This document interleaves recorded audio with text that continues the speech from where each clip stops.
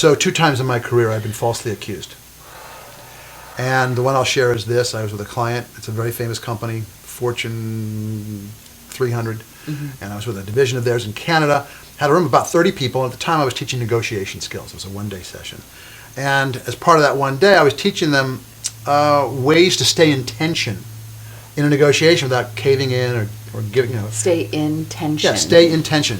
So you're not swayed by people's antics and you don't have to give away the farm. And there was an exercise I was doing, and there was a young woman sitting in the front, and I asked her if she wanted to volunteer, and she did. And we went through the exercise, and she did not do it well.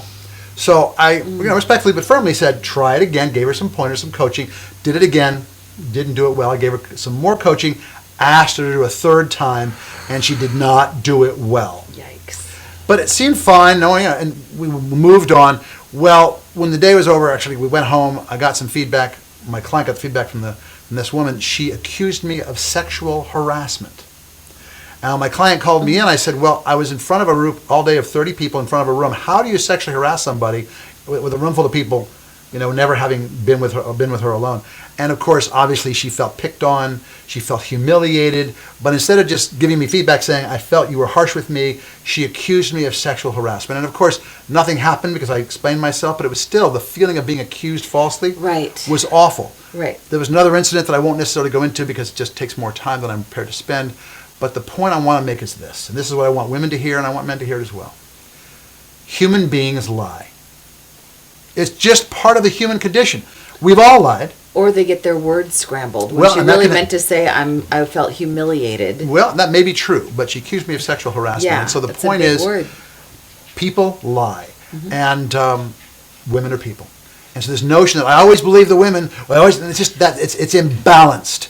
It's an imbalanced approach, and it makes men feel threatened and unconsidered. And you don't find peace and harmony in a society when one side is feeling threatened and unconsidered. Right. I'd like to say something to the women, that it's like, in order for us to get our voices heard, and we have a voice that needs to be heard, I think we need to be selective about what we say and what we rant about. And we need to not we can't just throw sexual harassment at anything. Otherwise, then it ends up biting us in the butt, because it ends up watering down the moments. It's like the boy that cried real wolf. Harassment, yeah. It's like when there really is a wolf, then people will be like, it's a paper cut. No, so it doesn't serve anybody to lie or to fabricate or to exaggerate. Anyway, if this is as much for the women as it is compassion for the men. We shouldn't do that either. I'm in total agreement, and I thank you for saying that. I think men really appreciate that. The other story is not necessary. And I'm sorry that you had to go through that. That must have been It was horrible. uncomfortable. It was uncomfortable, but I didn't make a big deal about it. The point is, we have to always look at a case-by-case basis, and for many people, especially women in this time, they're saying, I always believe the woman. That's not appropriate. And right. I mean, I think that whenever there's an accusation, I know my dad, who was a police chief, and he was also going to be an attorney, he said that whenever there's any accusation about anything, even if the person is found to be innocent, the fact that there's an accusation hovering in the space, it hurts the person. So there is something that happens. Words are not neutral. So yeah. And let me add to that, and I want to be fair as well. The overwhelming majority of accusations to men are true. I would say. The overwhelming majority.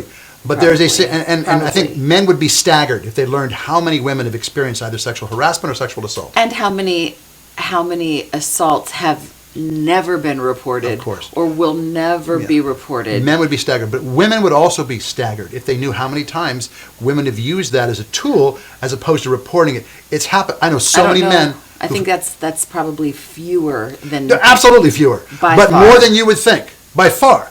But I would say a percentage. It's not every now and then. I wish we knew. I wish we knew. But I would take a wild stab at it and say, like, maybe 5 to, at the most, 10%. I would agree. Would be the women that are making false accusations. I would agree. That's actually right where I was thinking.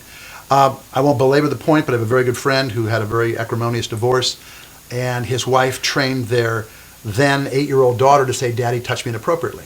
So the courts came in, took his visitation away, lost his daughter. 2 years later, when she was 10, she recanted and said, Mommy made me say that, but he didn't get a chance to see his daughter. Horrible. So that happens. Horrible. It happens probably more often than people think. The point is, there's a point I'm making here.